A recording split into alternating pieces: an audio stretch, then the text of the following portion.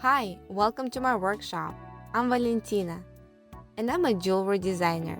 For the past 6 years, I've been making different jewelry in sotage technique. The most popular of my creations are earrings, but I also love to make bracelets, pendants, necklaces, and other jewelry.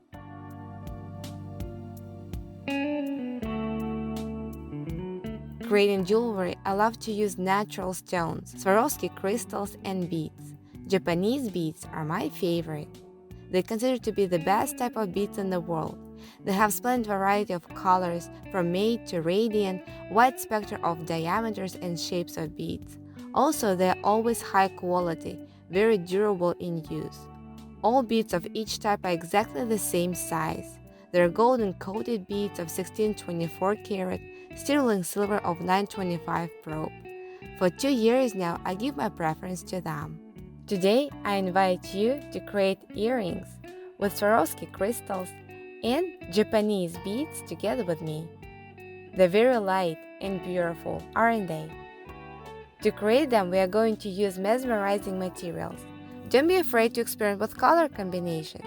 The brighter the color you choose, the more interesting become your earrings. It will be a great addition to your style and look.